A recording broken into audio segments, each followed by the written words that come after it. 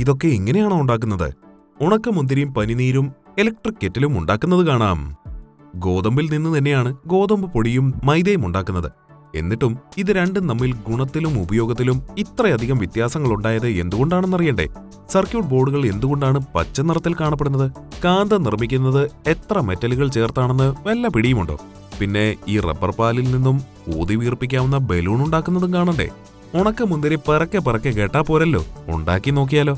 Electric kettle നമ്മളെ ശല്യം ചെയ്യുന്ന കൊതുകിനെ തട്ടാനുള്ള ബാറ്റ്, റോസ് വാട്ടർ, ലെറ്ററുകൾ, അങ്ങനെ ഒട്ടനവധി നിത്യോപയോഗ സാധനങ്ങൾ എങ്ങനെയാണ് ഫാക്ടറികളിൽ നിർമ്മിക്കുന്നതെന്ന് കാണണ്ടേ? അപ്പോൾ എങ്ങനെയാ പറയേണ്ടത്? വീഡിയോയിലേക്ക് ജാവോ എന്ന് പറയണം. സ്വാഗതം ഫാക്സ് മോജോയിലേക്ക്. നമ്പർ 10, ബലൂൺ നിർമ്മാണം. ഒരു കാലത്ത് മൃഗങ്ങളുടെ മൂത്രസഞ്ചി ഉണക്കിയെടുത്താണ് ബലൂണുകൾ ഉണ്ടാക്കിയിരുന്നതെങ്കിൽ ഇന്ന് അതിനായി റബ്ബറിന്റെ കറയായ ലാറ്റക്സ് ആണ് ഉപയോഗിക്കുന്നതെന്നറിയാമല്ലോ. ഈ ബലൂൺ ഉണ്ടാക്കാനുള്ള ആദ്യഘട്ടം ഈ ലാറ്റക്സ് ഡൈ ചെയ്യുന്നതാണ്. ഇതിന് 15 മണിക്കൂറോളം എടുക്കും. ഇതിനിടയിൽ ബലൂൺ നിർമ്മിക്കാനുള്ള മോൾഡുകൾ ചൂടുവെള്ളം കൊണ്ട് കഴുകി ലാറ്റക്സ് ഒട്ടിപ്പിടിച്ചിരിക്കാനുള്ള കൊയാഗുലന്റ് പുരട്ടിയതിനു ശേഷം ഈ മോൾഡുകൾ ലാറ്റക്സിലേക്ക് മുക്കിയെടുത്ത് മുകളിലേക്ക് കൊണ്ടുവന്ന് ലംബമായി പിടിക്കുന്നു. ഉണങ്ങിക്കഴിഞ്ഞ് ഇതൊരു കൺവെയർ ബെൽറ്റിലൂടെ നീങ്ങുമ്പോൾ 2 ബ്രഷുകൾ ചേർന്ന് ബലൂണിന്റെ അഗ്രഭാഗം ചുരുട്ടിയെടുക്കുന്നു. ഇനിയുള്ളത് ഇതിൽ അധികമായുള്ള ലാറ്റക്സ് കഴുകി മാറ്റുന്നതും ഉണക്കുന്നതുമാണ്. ഇതിനുശേഷം ഇവയുടെ ഇലാസ്റ്റിസിറ്റി കൂട്ടുന്നതിനായി ടാൽക്കം പൗഡറും വെള്ളവും മിക്സ് ചെയ്ത ദ്രാവകത്തിൽ മുക്കിയെടുത്ത് പിന്നെയും ഉണക്കുന്നു. മറ്റൊരു കൺവെയർ സിസ്റ്റത്തിലൂടെ കടത്തിവിടുമ്പോഴേക്കും അത് വീർത്ത് മോൾഡിൽ നിന്നും വിട്ടുപോരും. ഇനി പ്രിന്റഡ് ബലൂണുകളാണ് ഉണ്ടാക്കുന്നതെങ്കിൽ വീർപ്പിക്കുന്നതിനോടൊപ്പം പ്രിന്റും ചെയ്തു വരും. ഇനി ഒരു ഇൻഡസ്ട്രിയൽ വാഷിംഗ് മെഷീനിലൂടെ കടത്തിവിട്ട് ബലൂണിന്റെ വൾക്കനൈസേഷൻ പ്രക്രിയ കൂടി പൂർത്തിയാക്കി ക്വാളിറ്റി ചെക്കിംഗ് കൂടെ നടത്തുന്നതോടെ ബലൂൺ റെഡി. നമ്പർ 9, മാഗ്നറ്റ് നിർമ്മാണം. പ്രായഭേദമന്യേ ആരുടെയും ശ്രദ്ധയാകർഷിക്കുന്ന ഒരു ഐറ്റമാണ് കാന്തം. ആദ്യം ഇഷ്ടമുള്ള മോൾഡുകൾ തയ്യാറാക്കുന്നതാണ് കാന്ത നിർമ്മാണത്തിന്റെ തുടക്കം. Copper, cobalt, sulphur, nickel, aluminium, iron, titanium എന്നിവ ഒരു വലിയ ഇലക്ട്രിക് ഫർണസിലിട്ട് ഉരുക്കി ഒന്നാക്കി മോൾഡിലേക്ക് ഒഴിച്ചുവെക്കുന്നു. ഇനി ഈ മോൾഡുകൾ കത്തിച്ച് അതിന്റെ ഉള്ളിൽ നിന്നും കാന്തം പുറത്തെടുക്കുന്നു. എന്നാൽ ഈ ഘട്ടത്തിലൊന്നും ഇതിലെ മാഗ്നറ്റിക് പവർ ഉണ്ടായിരിക്കില്ല കേട്ടോ. അതിനുവേണ്ടി പിന്നെയും പ്രോസസ്സുകളുണ്ട്. ഒടുവിൽ ഈ മെഷീനിലെ പ്ലേറ്റുകളിൽ വെച്ച് ഇത് ഇലക്ട്രിക് ചാർജിന് വിധേയമാക്കുന്നതോടെ ഇത് കാന്തമായി മാറും. നമ്പർ 8, മൈദ നിർമ്മാണം. പൊറോട്ട നമ്മൾ മലയാളികളുടെ ഒരു വികാരമാണ് അല്ലേ? ഈ പൊറോട്ട ഉണ്ടാക്കാൻ ഉപയോഗിക്കുന്ന മൈദയുടെ നിർമ്മാണമാണ് ഇനി നമ്മൾ കാണാൻ പോകുന്നത്. ആട്ടപ്പൊടി ഉണ്ടാക്കുന്നത് ഗോതമ്പിന്റെ ഈ കാണുന്ന തവിടും അതിനുള്ളിലെ എൻഡോസ്പാം പിന്നെ ജെം എന്നീ ഭാഗങ്ങളും ചേർത്ത് പൊടിച്ചാണ്. എന്നാൽ മൈദ ഉണ്ടാക്കാൻ തവിടിനെയും ജെമ്മിനെയും അപേക്ഷിച്ച് പോഷക ഗുണവും വൈറ്റമിൻസും കുറഞ്ഞ ഭാഗമായ എൻഡോസ്പാം മാത്രമാണ് എടുക്കുന്നത്. ഇതിനായി മണ്ണ്, കല്ല്, പൊടി മുതലായവ നീക്കം ചെയ്ത് ഗോതമ്പിൽ നിന്നും അതിന്റെ തവിട് നീക്കം ചെയ്യുന്നു. ഇങ്ങനെ തവിട് നീക്കം ചെയ്യപ്പെട്ട റിഫൈൻഡ് ഗോതമ്പിനെ പല ഘട്ടങ്ങളായി പൊടിച്ച് ചെറിയ തരികളാക്കി മാറ്റുന്നു. ഇതിനുശേഷം കിട്ടുന്ന തരികളെ പിന്നെയും മരിച്ചെടുത്ത് വീണ്ടും പൊടിക്കുന്നു. ഇതേ പ്രോസസ്സ് പലതവണ ആവർത്തിച്ചാണ് മൈദ എന്ന ഫൈൻ ഫ്ലവറാക്കി മാറ്റുന്നത്. ഇതിൽ ബ്ലീച്ചിങ്ങിനായി ബെൻസോയിൽ പെറോക്സൈഡ് ചേർക്കാറുണ്ട്. ഇതിൽ അലോക്സൻ എന്ന രാസവസ്തുവിന്റെ സാന്നിധ്യമുണ്ടെന്ന പഠനങ്ങളുമുണ്ട്. ഇനി എന്തുണ്ടെന്ന് പറഞ്ഞാലും മൈദ പൊറോട്ടയായിട്ടുള്ളൊരു വരവുണ്ടല്ലോ. അപ്പോ പൊറോട്ട ഫാൻസ് ഈ വീഡിയോയ്ക്ക് ഒരു ലൈക്ക് പോട്. നമ്പർ 7, കൊതുക് ബാറ്റ് നിർമ്മാണം. കൊതുകിനോട് കൈകൊട്ടി ഒപ്പന കളിച്ചിരുന്ന നമുക്ക് മുന്നിലേക്ക് ഒരു അനുഗ്രഹം പോലെ വന്ന പ്രൊഡക്റ്റാണ് മോസ്കിറ്റോ ബാറ്റ്. അതുകൊണ്ട് തന്നെ ഈ കാണുന്ന മോസ്കിറ്റോ റാക്കറ്റ് വീട്ടിലേക്ക് വാങ്ങാത്തവർ ചുരുക്കമായിരിക്കും. തായ്വാൻകാരനായ സാവോ ഈ ഷിയാനാണത്രേ ആദ്യമായി ഇത് നിർമ്മിച്ചത്. മോസ്കിറ്റോ ബാറ്റുകൾ നിർമ്മിക്കാൻ ആദ്യം വേണ്ടത് നല്ല ഇനം ടിൻ കമ്പികളാണ്. ഇതിന്റെ നിർമ്മാണത്തിലെ ആദ്യത്തെ ഘട്ടം ഈ ടിൻ കമ്പികളെ വളച്ചു ചേർത്ത് ഈ രൂപത്തിലാക്കുക എന്നതാണ്. അതിനുശേഷം ഒരു പഞ്ചിങ് മെഷീൻ ഉപയോഗിച്ച് ഇതിന്റെ 2 വശങ്ങളിലും പ്ലാസ്റ്റിക് റിങ്ങുകൾ വെച്ച് കവർ ചെയ്യുന്നു.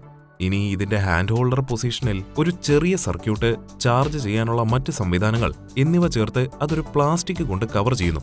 ഇനി ഈ 2 പോർഷനുകളും പരസ്പരം അറ്റാച്ച് ചെയ്ത് ട്രയൽ കൂടി നടത്തുന്നതോടെ മോസ്കിറ്റോ ബാറ്റ് റെഡി. ഷോക്ക് അടിപ്പിച്ച് കൊതുകിനെ കൊല്ലാമെന്നതൊരു മാസ് ഐഡിയ തന്നെയല്ലേ? ആ ടക് ടക് സൗണ്ട് കേൾക്കാൻ ഇഷ്ടമല്ലാത്തവരാരുണ്ട്? Number 6, electric kettle. Electric kettle നിർമ്മാണം തുടങ്ങുന്നത് അസംസ്കൃത ലോഹങ്ങൾ ഫാക്ടറിയിൽ എത്തുന്നത് മുതലാണ്. ഓരോ കെറ്റിലിന്റെയും ഗുണനിലവാരം അനുസരിച്ച് അതിൽ ചേർക്കുന്ന മെറ്റലുകളും വ്യത്യാസപ്പെട്ടിരിക്കും. ഈ മെറ്റലുകളെ സ്റ്റാമ്പിംഗ് ചെയ്ത് കെറ്റിലിന്റെ ബേസ് ആക്കും. കട്ട് ചെയ്ത് വളച്ച് വെൽഡ് ചെയ്ത് അതിന്റെ മുകൾ ഭാഗമായി മാറ്റുന്നു. തുടർന്ന് പ്രഷർ കാസ്റ്റിംഗിന് ശേഷം പുറം ഭാഗം പോളിഷ് ചെയ്ത് വാട്ടർ ഹോളും ഇടുന്നു. ഇതിലേക്ക് വെള്ളം വരുന്ന വായ പോലുള്ള ഭാഗവും വെൽഡ് ചെയ്ത് ചേർക്കുന്നു.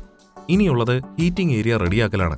അതിനായി ഹീറ്റിംഗ് പ്ലേറ്റ് കട്ട് ചെയ്ത് അതിലേക്ക് അലുമിനിയം പൗഡർ ചേർക്കുന്നു. ഇതിനോട് ഫിറ്റിംഗ് പൈപ്പും ചേർത്ത് പ്രസ് ചെയ്യുന്നു. വോൾട്ടേജ് ടെസ്റ്റിന് ശേഷം സിലിക്കൺ റബ്ബറിട്ട് മൂടി, ഹാൻഡിൽ എന്നിവ കൂടി തയ്യാറാക്കി ഇതിനോട് പിടിപ്പിക്കും. ഹീറ്റിംഗിന് വേണ്ട വയറുകളും മറ്റുമൊക്കെ ചേർത്ത് വീണ്ടും പ്രഷർ ടെസ്റ്റും വോൾട്ടേജ് ടെസ്റ്റും നടത്തി ലേബലിംഗും പൂർത്തിയാക്കിയാൽ കെറ്റിൽ റെഡിയായി. Number 5 rose water. Rose water അഥവാ പനിനീർ, അതില്ലാതെ നമുക്കൊരു കളിയില്ല. എല്ലാവരും ഇഷ്ടപ്പെടുന്ന ഈ ഐറ്റം ഉണ്ടാക്കാനും വലിയ കടുംകട്ടി കാര്യങ്ങളൊന്നുമില്ല. ഗുണനിലവാരമുള്ള ഫ്രഷ് റോസാദളങ്ങൾ ഫാക്ടറിയിലേക്ക് എത്തുന്നതോടെയാണ് ഇതിന്റെ നിർമ്മാണത്തിന് തുടക്കമാകുന്നത്. റോസാദളങ്ങളുടെ ഭാരം നിർണയിച്ച് ബാഷ്പീകരണത്തിനുള്ള വലിയ ഫർണസിലേക്ക് വെള്ളവും ഈ റോസാദളങ്ങളും കൂടി ഇടുന്നു. ഇനി ഇത് തിളപ്പിക്കുമ്പോൾ കിട്ടുന്ന നീരാവി തണുപ്പിച്ചെടുത്ത് സ്റ്റോർ ചെയ്താൽ നല്ല ഒറിജിനൽ പനിനീര് കിട്ടും. ഇത് വീട്ടിലും ട്രൈ ചെയ്ത് നോക്കാവുന്നതാണ് കേട്ടോ. നമ്പർ 4 കത്രിക നിർമ്മിക്കാം. മുടി മുറിക്കുന്നതിൽ തുടങ്ങി മീൻ വെട്ടുന്നത് വരെ നമ്മൾ കത്രിക ഉപയോഗിക്കാറുണ്ട്. അപ്പോൾ ഇനി കത്രിക നിർമ്മാണം കാണാം. സ്റ്റീലിനെ 1100 ഡിഗ്രി സെൽഷ്യസിന് മുകളിൽ ചൂടാക്കി അടിച്ചു പരത്തിയാണ് കത്രികയുടെ രൂപത്തിലാക്കുന്നത്. ഏകദേശം 1500 കിലോഗ്രാമോളം മർദ്ദമാണ് ഇതിനെ ഷേപ്പ് ചെയ്യാനായി ഉപയോഗിക്കുന്നത്. കത്രികയുടെ 2 ഭാഗങ്ങളും ഇങ്ങനെ തന്നെ നിർമ്മിച്ച് അവയിൽ പരസ്പരം ബന്ധിപ്പിക്കുന്നതിനുള്ള ഹോളും ഇടുന്നു. അത് കഴിഞ്ഞ് സ്റ്റീലിനെ ഒന്നുകൂടി ബലപ്പെടുത്താൻ 1080 ഡിഗ്രി സെൽഷ്യസോളം ചൂടാക്കി തണുപ്പിക്കുന്നു. ഇതിനുശേഷം കത്രികയുടെ പിടി, മറ്റ് ഭാഗങ്ങൾ എന്നിവ സ്മൂത്ത് ആക്കണം. ഇതിനുപയോഗിക്കുന്ന ഒരു സംവിധാനമാണ് ഈ കാണുന്ന കല്ലുകൾ. ഇതിൽ കിടന്ന് ഉരഞ്ഞുരഞ്ഞ് അത് പോളിഷ് ചെയ്യപ്പെടും. പിന്നീട് കൺവെയർ സിസ്റ്റം വഴി കൊണ്ടുപോയി മൂർച്ചയും കൂട്ടി 2 ഭാഗങ്ങളെയും യോജിപ്പിച്ചെടുക്കുന്നു. അങ്ങനെ ഇവിടെ വെച്ച് അവർ ഒന്നിക്കുകയാണ് സുഹൃത്തുക്കളെ. ആയുധം വെച്ചുള്ള കളിയായതിനാൽ തന്നെ സുരക്ഷാ മാനദണ്ഡങ്ങളും ഉപയോഗക്ഷമതയും ഉറപ്പാക്കി പിന്നെയും പോളിഷ് ചെയ്താണ് അവ വിപണിയിലെത്തുന്നത്. നമ്പർ 3 ഇയർപോഡുകൾ. ഒരു കാലത്ത് ഇയർഫോണുകളായിരുന്നു ഫാഷനെങ്കിൽ ഇന്നത് ഇയർപോഡുകൾക്ക് വഴിമാറിയിരിക്കുന്നു. ഇനി ഇയർപോഡുകൾ കാണാം. മോൾഡിംഗ് മെഷീൻ ഉപയോഗിച്ച് സ്റ്റോറേജ് ബോഡി തയ്യാറാക്കുന്നു. ഇനിയുള്ളത് ഇതിനുള്ള ബാറ്ററി തയ്യാറാക്കലാണ്. വലിയൊരു കണ്ടെയ്നറിൽ ലിഥിയവും വേറെ ചില പദാർത്ഥങ്ങളും ചേർത്ത് ലിക്വിഡിനെ പേസ്റ്റ് രൂപത്തിലാക്കി ഒരു പോളിമർ ഷീറ്റിന് മുകളിൽ അപ്ലൈ ചെയ്യുന്നു. ഇത് സാമ്പിൾ ടെസ്റ്റ് പൂർത്തിയാക്കി കഴിഞ്ഞാൽ ഉടനെ തന്നെ റോൾ രൂപത്തിലാക്കുന്നു. ഇവയ്ക്ക് മുകളിൽ ഒരു കോപ്പർ ഷീറ്റും അലുമിനിയം ഷീറ്റും വെച്ച് അസംബിൾ ചെയ്യുന്നു. ഇനി ഇതിലേക്ക് ബാറ്ററിയുടെ മറ്റു ഭാഗങ്ങളും ചേർത്ത് ടെസ്റ്റ് ചെയ്യുന്നു. ഇനിയാണ് പ്രിന്റഡ് സർക്യൂട്ട് ബോർഡുകൾ അഥവാ PCBയുടെ വരവ്. യഥാർത്ഥത്തിൽ ഈ PCB ആണ് ഇയർപോഡുകളിലെ മിക്കവാറും ഫംഗ്ഷൻസും നമുക്ക് അനുഭവേദ്യമാക്കി തരുന്നത്. PCB മേക്കിംഗ് പ്രോസസ് കൂടുതലും ഡാർക്ക് റൂമിലാണ് നടത്തുന്നത്. അതിനുശേഷം PCBയിൽ എച്ചിങ്ങും ചെയ്ത് അതിനെ ഇൻസ്പെക്ഷന് വിടുന്നു. ദേ ഇതുപോലെ സർക്യൂട്ട് ബോർഡുകൾ എപ്പോഴും ഗ്രീൻ കളറിലാണെന്നത് ശ്രദ്ധിച്ചിട്ടില്ലേ? ഇതിന് കാരണം സോൾഡർ മാസ്ക് ചെയ്യുന്നതാണ്.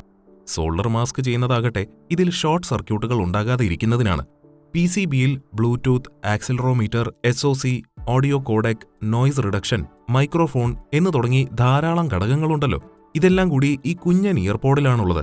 പിന്നീട് വിവിധ ഘട്ടങ്ങളിലായി മാനുവലായി തന്നെ ആളുകൾ ഇതിലേക്ക് വിവിധ പാർട്ടുകൾ അസംബിൾ ചെയ്ത് സേഫ്റ്റി ടെസ്റ്റും മ്യൂസിക് ടെസ്റ്റും എല്ലാം കഴിഞ്ഞാണ് നമ്മൾ കാണുന്ന ലുക്കിൽ ഈ ഐറ്റം കയ്യിലെത്തുന്നത്. നമ്പർ 2 കിസ്മിസ് ഫാക്ടറി. കിസ്മിസ് അഥവാ ഉണക്കമുന്തിരി. അതൊന്ന് കൺമുന്നിൽ കിട്ടിയാൽ ഒന്നെങ്കിലും എടുത്തൊന്ന് വായിലിടാത്തവർ കുറവായിരിക്കും. മുന്തിരിയാണ് ഉണങ്ങി ഈ പരുവമാകുന്നതെന്ന് നമുക്കറിയാം. അയൺ, പൊട്ടാസ്യം, കോപ്പർ, വിറ്റമിൻ 6 എന്നിവയുടെ വലിയൊരു സോഴ്സാണ് ഉണക്കമുന്തിരി. എങ്കിൽ വരൂ കാണാം ഉണക്കമുന്തിരി നിർമ്മാണത്തിന്റെ ഘട്ടങ്ങൾ. വെള്ളമുന്തിരി കുലകൾ പാകമായി കഴിഞ്ഞാൽ ചിലർ എമൽസിഫയർ തളിച്ച് വള്ളികളിൽ നിർത്തി തന്നെ മുന്തിരി ഉണക്കിയെടുക്കുന്നു. മറ്റു ചിലർ പാകമെത്തിയ മുന്തിരിക്കുലകൾ പറിച്ചെടുത്ത് പൂർണ്ണമായും വെയിലത്തുണക്കുകയാണ് ചെയ്യുന്നത്. പറിച്ചെടുത്ത മുന്തിരികൾ നീളത്തിൽ നിരത്തിയിട്ട ഷീറ്റുകളിലിട്ട് ഉണക്കിയെടുക്കാം. നല്ല വെയിലുള്ളപ്പോൾ പോലും 4-5 ദിവസം നന്നായിട്ട് ഉണക്കിയെടുക്കേണ്ടി വരുമത്രേ. മുന്തിരിയിലെ വെള്ളം വറ്റി ഉണങ്ങി അത് ഒറിജിനൽ സൈസിന്റെ 4-1 ചെറുതാകണം. അത് വലിയ ഒരു ആന മെലിഞ്ഞുണങ്ങി ഒരു ഗൊറില്ലയുടെ സൈസാകുന്നത് പോലെ ഉണ്ടാകും. ഉണങ്ങിക്കഴിഞ്ഞാൽ ഘട്ടം ഘട്ടമായി മെഷീൻ വഴി അതിൽ നിന്നും ഉണങ്ങിയ വള്ളികളും കമ്പുമെല്ലാം നീക്കം ചെയ്ത് കിസ്മിസ് മാത്രം കഴുകി വൃത്തിയാക്കി ഗുണനിലവാര പരിശോധനയ്ക്ക് ശേഷം പാക്ക് ചെയ്യുന്നു. നമ്പർ 1 ലൈറ്റേഴ്സ് നിർമ്മിക്കാം.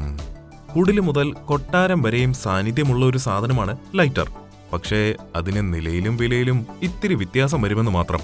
ആഡംബര പ്രിയരുടെ മനം കവരുന്ന 36,000 രൂപ വരുന്ന ലൈറ്ററിന്റെ വിക്ക് അഥവാ തിരിയായി ഉപയോഗിക്കുന്നത് കോട്ടനാണ്. സാധാരണ ഗ്യാസ് ലൈറ്ററുകളിൽ പ്ലാസ്റ്റിക് ഗ്രാന്യൂളുകൾ ചേർത്ത് ബോഡി ഉണ്ടാക്കുന്നു. ഇതിലേക്ക് മുകൾ ഭാഗം കൂടി അറ്റാച്ച് ചെയ്ത് വിക്കും ചേർക്കും. ഇതിലാണെങ്കിൽ പ്ലാസ്റ്റിക് കൊണ്ടുള്ളതാണ് ഈ വിക്കും സ്പോഞ്ചുമെല്ലാം. ഇനിയാണ് ഗ്യാസ് ഫില്ലിംഗ് എന്ന വലിയ കടമ്പ. ഇത് വളരെയധികം ശ്രദ്ധ വേണ്ടുന്ന ഒരു ഭാഗമാണ്. ഇതിനുശേഷം ലൈറ്റിംഗ് കപ്പാസിറ്റി ചെക്ക് ചെയ്ത് ബാക്കി ഭാഗങ്ങളും ചേർക്കുന്നു. ഫൈനൽ ടെസ്റ്റ് നടത്തുമ്പോൾ ലൈറ്ററിന്റെ നാളം എത്ര ഉയരത്തിൽ വരെ എത്തുന്നു എന്നതിനും പ്രാധാന്യമുണ്ട്. ഇത്രയും അധികം മനുഷ്യരുടെ കൈകൾ ഒരേ താളത്തിൽ പണിയെടുക്കുന്നത് കാണാൻ തന്നെ നല്ല ഭംഗിയുണ്ടല്ലേ? ഇതുപോലെ ഓരോ വസ്തുക്കളും ഉപയോഗിക്കുമ്പോഴും അതെങ്ങനെ ഉണ്ടാക്കുന്നു എന്ന് നമ്മൾ ചിന്തിക്കാറില്ലായിരിക്കും, അല്ലേ? പക്ഷെ ചില കാഴ്ചകളെങ്കിലും ഇടയ്ക്കിങ്ങനെ കാണണം. കൂടുതൽ രസകരമായ കാഴ്ചകളുമായി നമുക്ക് വീണ്ടും കാണാം. അതുവരേക്കും നന്ദി.